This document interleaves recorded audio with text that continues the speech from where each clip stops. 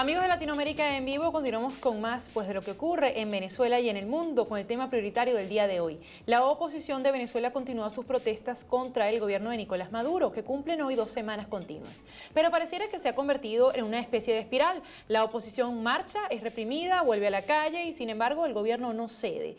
¿Qué va a pasar con todo esto? ¿Tendrán estas marchas el mismo destino que las registradas en el año 2014? Pues estas preguntas se las hacemos a esta hora al presidente de Datincorp y analista político Jesús Seguías. Su cuenta en Twitter es Jesús Seguías. Jesús, ¿cómo está? Feliz tarde. Saludos cordiales, Adrián, y saludos cordiales a todos los televidentes de Vivo Play. Bien, le hacía una introducción diciendo que pareciera una suerte de espiral. ¿Tendrán el mismo destino de las protestas del 2014 o cree que hay una especie de cambio en lo que ocurre 3 años después? Mira, excelente pregunta, porque mucha gente pensará que esto vaya a tener el mismo destino y que estamos replicando lo que ocurrió en el 2014. Sin duda alguna estamos en circunstancias completamente diferentes al 2014 en algunas cosas. En primer lugar, tenemos un país que está colapsado. Tenemos un país que está resquebrajándose aceleradamente. Tenemos un gobierno que prácticamente está en condiciones muy precarias. Es un gobierno que ya no controla nada. Es un gobierno que tiene un país que se le fue de las manos. Un gobierno que no controla ni siquiera las cárceles en el país.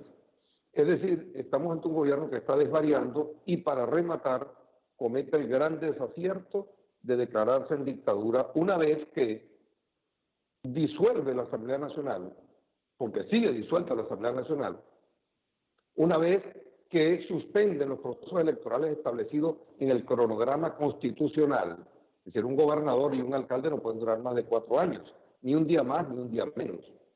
Encima de eso, es un gobierno que tiene, que tiene presos políticos y siguen ocurriendo detenciones arbitrarias. Y por otro lado hay presiones indebidas hacia los medios de comunicación. En fin, una cantidad de un cuadro terriblemente complejo que demuestra que estamos definitivamente frente a un proceso político que está más cerca de la dictadura que de la democracia. Esto coloca al país en posiciones distintas, eso acompañado de una profunda crisis económica en el país, una severísima crisis de salud, y por supuesto que esto tiene consecuencias porque ahora la capacidad de convocatoria que tiene la oposición es muchísimo mayor a la que tuvo en 2014. Desde las elecciones parlamentarias para acá, ya el gobierno nacional queda en franca minoría y no van a ganar más elecciones por una razón muy sencilla: los pueblos se cansan hasta de los buenos gobiernos. Por esa razón es que están retrasando o están suspendiendo los procesos electorales, porque saben que no los van a ganar. Pero el gobierno tiene 2 caminos: o definitivamente entrega o decide ceder las gobernaciones y la alcaldía a través de un proceso electoral, o definitivamente tendrá que quedarse sin nada porque el país no va a soportar esta situación un tiempo más. Ahora, Venezuela está en un dilema. ¿Qué hacer de aquí en adelante? Ahora, Jesús, pareciera que hay una especie de espiral, de círculo vicioso en el que la oposición marcha, es reprimida, vuelve y el gobierno sigue allí y no ha cedido en sus convicciones. ¿Cree usted que el liderazgo opositor esté de frente en estas movilizaciones, en que las marchas sean más grandes, va a hacer que el gobierno cambie de opinión y pueda convocar a elecciones adelantadas, elecciones que por cierto no están en la Constitución, y podría el gobierno argumentar que no van a violentar la Constitución para llamar a unas elecciones? Obviamente que las elecciones presidenciales, para comenzar por lo último, no están contempladas en la Constitución. Yo creo que lo sensato es plantearse las elecciones de gobernación y alcaldía. Las elecciones de gobernación y alcaldía sí están contempladas en la Constitución. Ya hay un retraso con respecto a las gobernaciones y también con respecto al cronograma de las alcaldías. Y la oposición quitándole 20 gobernaciones mínimo. Al chavismo es quitarle un poder formidable. Es decir, es comerse el elefante en tajadas, en rodajas, y esa es la gran rodaja de poder que la oposición puede quitarle al chavismo, y evidentemente el chavismo lo sabe y por eso lo impide. Ahora bien, la oposición está en una circunstancia, en una coyuntura demasiado, digamos, decisiva para el futuro del país. Cuidado con equivocarse.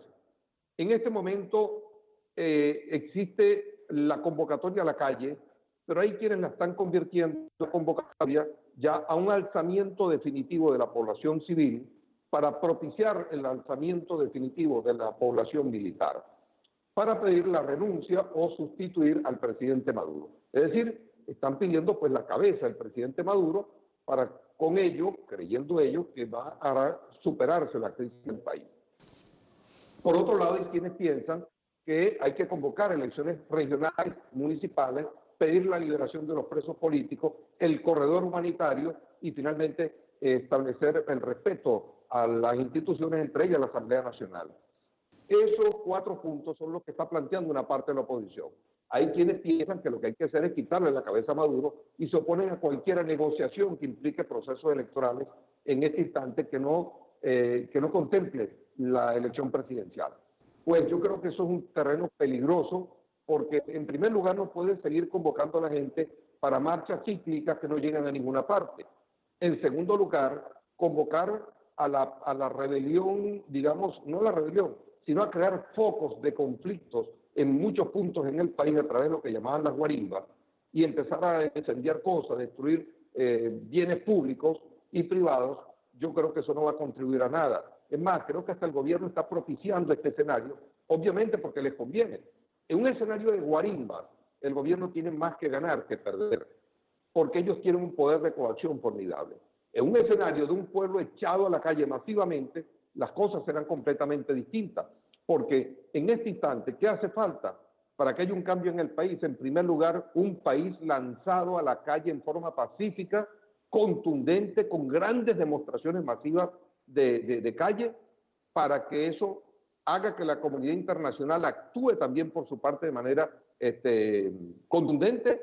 Y en tercer lugar, una vez que estas dos cosas ocurran, las fuerzas militares venezolanas tendrán que tomar posición al respecto. Es decir, hacer lo correcto, identificarse con el lado correcto de la historia, que es la democracia, no permitir que la sigan utilizando para un proyecto político fracasado y dictatorial, y entonces presionar las Fuerzas Armadas para que el gobierno haga lo correcto y no insista en su proyecto dictatorial. Ahora, Jesús, habla usted... Una dictadura militar, eso es impensable.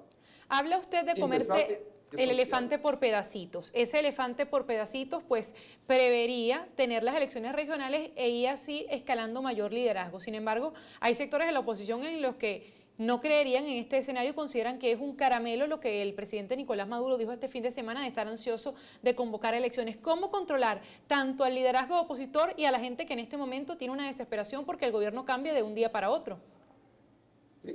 Sin duda alguna es un momento complejo, que es donde los líderes tienen que destacarse.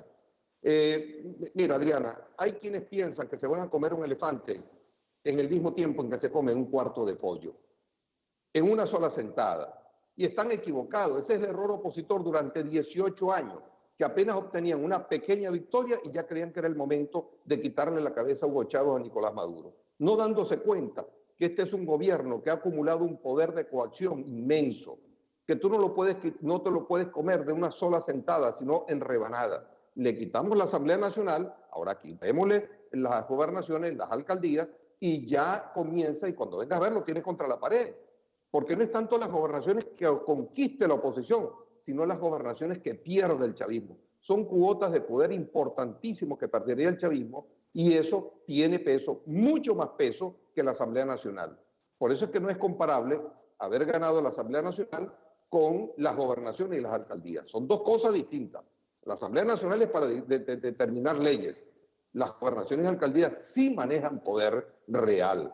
Y entonces allí es donde la oposición tiene que enfocarse. Si pierden el foco, si caen en el chantaje de los radicales, que siempre son una minoría, corremos el riesgo de que las cosas sean peores y se genere una frustración gigantesca en el país. Dicho de otra manera, el 19 de abril la oposición está convocando a una concentración masiva en todo el país. Es decir, toda Venezuela a la calle en forma pacífica, para demostrarle al mundo entero que los venezolanos no quieren una dictadura y quieren recuperar y quieren superar la crisis económica que está viviendo el país. Si se opta por esta vía, evidentemente que estaremos más cerca de que la gente salga a la calle. se insiste en escenarios de violencia, lo que puede hacer es crear temor en la gente para salir a la calle, y entonces el 19 de abril podría convertirse en un día donde muchos venezolanos se van a quedar en su casa por miedo, por temor. Yo creo que esto hay que evaluarlo con mucha madurez, con mucho aplomo, porque no es que se trata de que quienes quieren salir rápido de Maduro y quienes no. Eso no está en discusión. Todo el mundo quisiera que el presidente Maduro, la mayoría de los venezolanos quisiera que el presidente Maduro no siga donde está. Pero hay que saber hacer las cosas con responsabilidad. Hay que sopesar los poderes. Hay que contar los cañones antes de irse a una guerra. Si no tiene esos cañones contados, ir a una guerra significa una irresponsabilidad mayúscula. Y la oposición venezolana en diversos momentos ha actuado de manera apresurada, de manera indebida, de manera irresponsable, y ya vemos las consecuencias. Entonces ya basta de equivocaciones. Muchísimas gracias, Jesús. Hay que comérselo en tajadas, en rodajas. De lo contrario, va a ser un poco más complicado. Jesús, muchísimas gracias por habernos acompañado en la tarde de hoy para Vivo Play y para TV Venezuela, pero se nos ha acabado el tiempo. Era Jesús Seguía, quien es presidente de la firma encuestadora Datincor. Nosotros de esta manera nos vamos a una pausa y al regreso revisamos las noticias que son indispensables conocer a esta hora para la región.